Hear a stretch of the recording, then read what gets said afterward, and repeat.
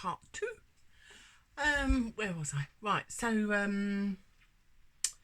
I think I was talking about me stopping doing in between pictures and videos of constructing collars, because it kind of just ruining my flow.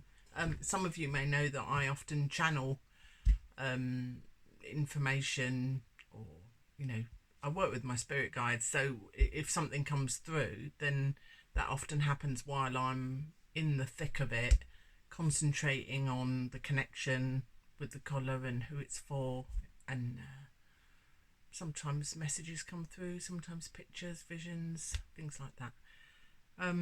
So I find that worrying about, am I in a camera shot, does it look good this way, is the lighting right, all of that sort of interferes really. So I stopped doing so much of that and just concentrated on my love of the fibre, and trying not to predict how it's gonna turn out, because they all come to life almost, and have their own shape, their own size. I try and control the size and the shape as much as I can, but they dictate their own way, and I believe that's how they're meant to turn out. So yeah, basically I wanted to run through with you different steps. So as you know, or may not know, I would choose a breed of sheep that has, for me, the most important thing is the softness. So I have experimented over the years with getting, not samples, you have to buy a whole fleece normally, so in its raw state.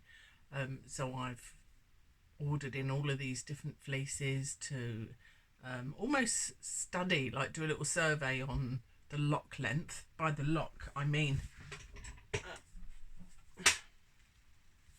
sorry, 1 minute. By the lock length, so when the sheep is shorn, a lot of the time everything comes off in one big piece. Some of the very inside that's nearest to the skin can become matted, so it kind of stays together like in a mesh, like a web. We don't want them matted unless you're going to turn it into a rug.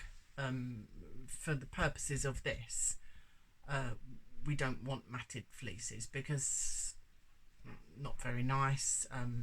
The root area can have it's got a almost like a line. So imagine this is their skin, and then the lock comes out like that.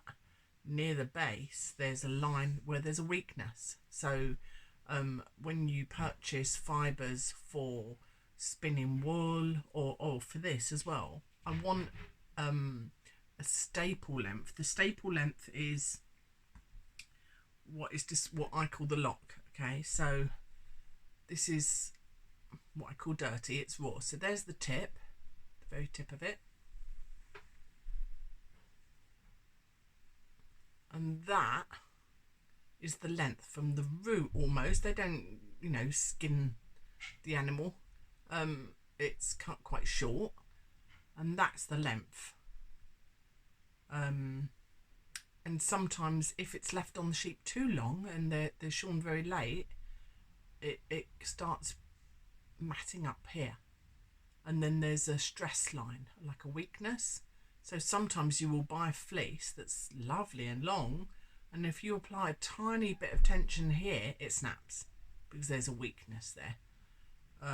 Years and years ago, sheep were bred to shed naturally, but then with the fibre process they were bred and to find sheep for different qualities, and some that would actually have a longer length, or some were bred for the softness and the fineness of fibres. So in this case, for the collars, I like to find breeds that have a lovely long staple, because it just looks beautiful on a collar. although that's not so suitable if I were spinning, because I don't like working with a really long staple like that. Anyway, so what I do, this is going to be a long one, I'm rambling. What I do is I get a bag of shorn fleece, they roll it up, and I try and open it out gently, and then I'll open the bag and there'll be a bunch of dirty locks like this, and I painstakingly find where they naturally have clumped together in little ringlets, and then I grab that and slowly pull it away from the fleece until I've got lots of individual locks, and I've shown you pictures of these before, I know. And then I grade them. If they are matted in any way, or the curl's not very good, or they're really dirty, then I chuck it. It can be composted as well, but there's so much that I go through, it's too much to compost. So it goes back to the earth, and that's fine because it will degrade eventually. So I grade them from the quality of them, the curliness of them, the length. So these are the longest ones on this particular breed, which is a valet. And so these longer ones I like to attach at the front of the collar and then build it up all the way. Medium length for the rest of the collar, and then shorter ones round by the top of the collar because they're all fluffy and lovely. And then so I attach them by wet felting, using fibres crisscrossed over. So I lay them out how I want them.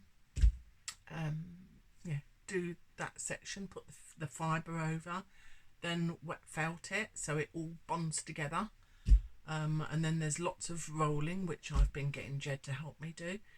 And then eventually you get to the point where it's all bonded together, and it looks lovely. And from the photos, you've all been saying like, wow, amazing. But when you see that, like in the flesh, it still doesn't look that great.